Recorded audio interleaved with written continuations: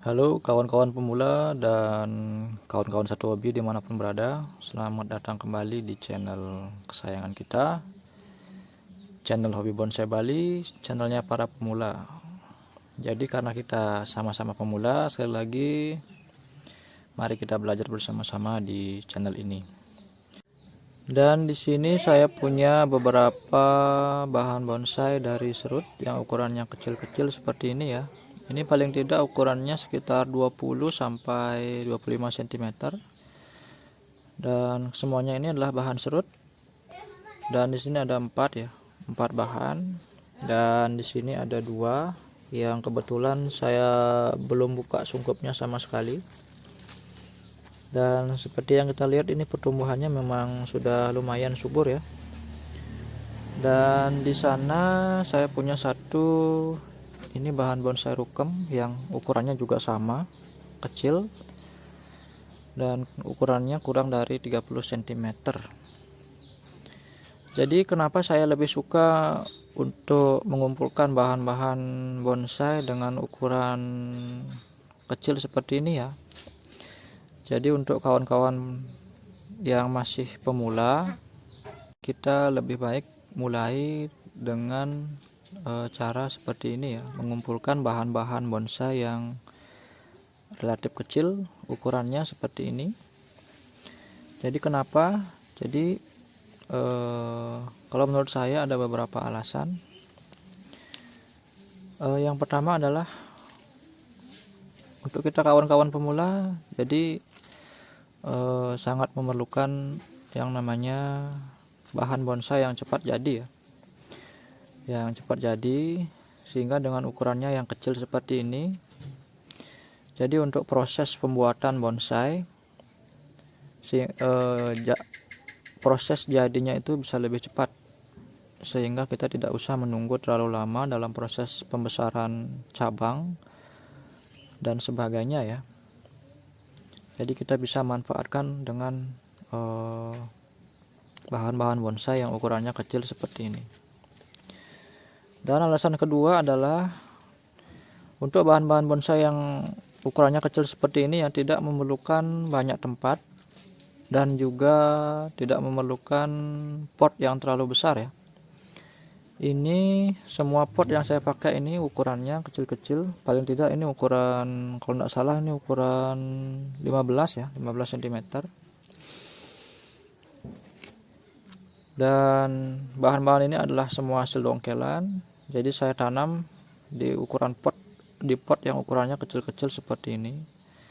Dan untuk meletakkannya pun tidak begitu banyak memakan tempat ya, cukup di pojokan seperti ini. Di atas tembok juga bisa, asalkan tempatnya aman dan memadai. Nah, itu adalah alasan kedua kenapa saya begitu lebih tertarik dengan bahan-bahan bonsai yang ukurannya kecil seperti ini. Dan alasan ketiga adalah dalam proses perawatan dan juga proses pembuatan kita menjadi lebih mudah ya. Karena apa? Dalam proses pemangkasan juga kita tidak terlalu banyak membutuhkan waktu.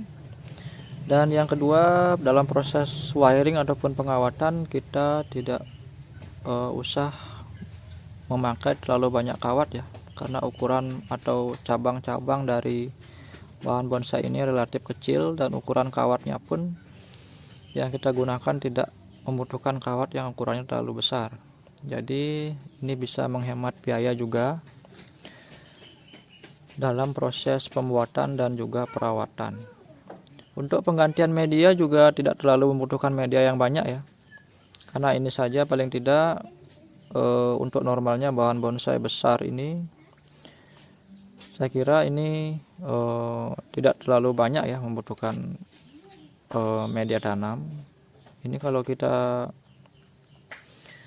lihat-lihat ini, jika kita perhitungkan ini untuk semua yang ada berapa ya, 1 2 3 4 5 6 7 bahan bonsai ini, saya rasa ini cukup untuk satu bahan bonsai yang besar. Tapi untuk bahan bonsai yang kecil seperti ini bisa kita manfaatkan, bisa kita bagi-bagi sehingga bisa menghemat media tanam seperti ini ya. Namun di sini yang perlu kita perhatikan adalah karakter ya, karakter dari bahan bonsai yang akan kita ambil di alam, yang akan kita koleksi. Walaupun ukurannya kecil, tetapi paling tidak kita harus memperhatikan juga karakter dari bahan bonsai yang akan kita ambil. Utamanya untuk bahan-bahan kecil seperti ini ya, kita harus pilih yang benar-benar berkarakter dan juga memiliki prospek ke depannya.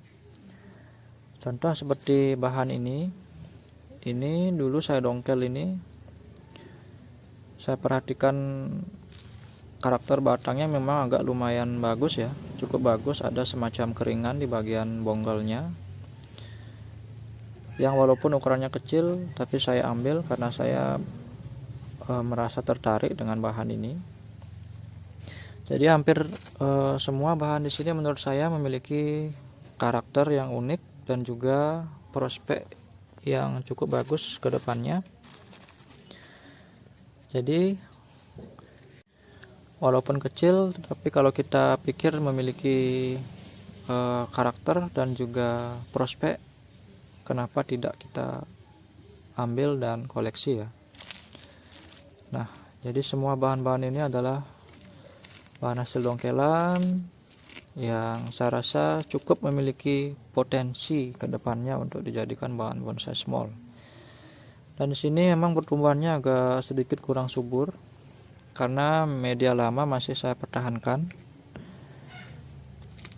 Jadi nanti mungkin kita akan beri sedikit penyubur, mungkin dari pupuk organik ya.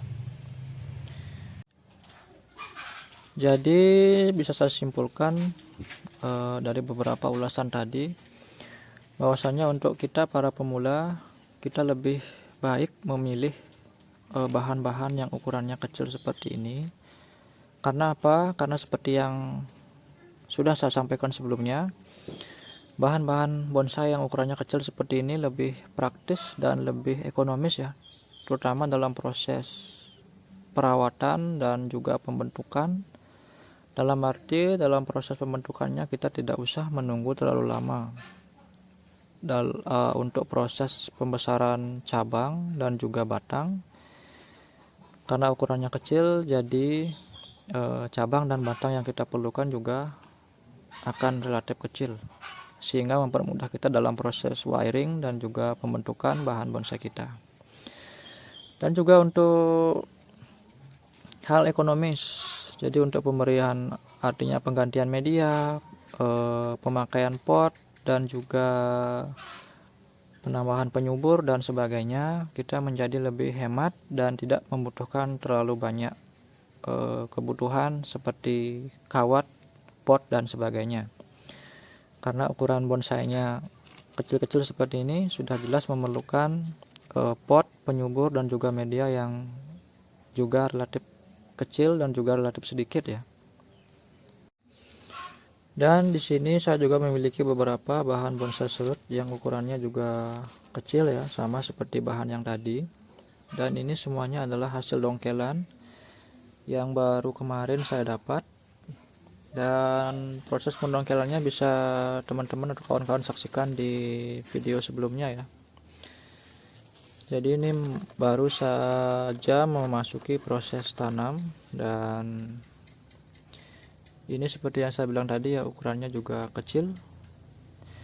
Jadi untuk sementara saya lebih condong ke bahan bonsai yang kecil-kecil dulu ya, agar memudahkan saya dalam proses belajar nanti. Yang saya pikir seperti alasan sebelumnya, ini bahan-bahan yang menurut saya lebih praktis ketimbang bahan yang ukurannya besar ya. Dan di sini ada 3 bahan lagi. Ini sama juga bahan dari pohon serut ya, ukurannya kecil, dan ini baru saya tanam tadi dan belum sempat saya sungkup. Dan ini adalah hasil dari dongkelan kita yang kemarin ya, di video kita yang terakhir kemarin. Jadi untuk bahan ini sangat kecil ya, ini bahkan kurang dari 15 cm ukurannya. Dan ini juga sama. Dan untuk yang ini batang utamanya lumayan panjang. Jadi di sini ada batang 2, tapi paling tidak ini ukurannya kurang dari 30 cm. Dan seperti yang saya bilang tadi ya, saya lebih condong dulu atau lebih memilih untuk bahan yang ukurannya kecil seperti ini. Jadi untuk lebih mempercepat dalam proses saya belajar ya, dalam belajar proses pembuatan untuk bahan bonsai agar lebih cepat, lebih efisien, dan lebih ekonomis. Jadi kawan-kawan pemula dan kawan-kawan satu hobi dimanapun berada, jadi itu dia sedikit ulasan singkat kita dan juga tips singkat kita kenapa kita sebagai pemula harus lebih memilih bahan-bahan bonsai yang kecil seperti ini ya, daripada ukuran bonsai yang besar.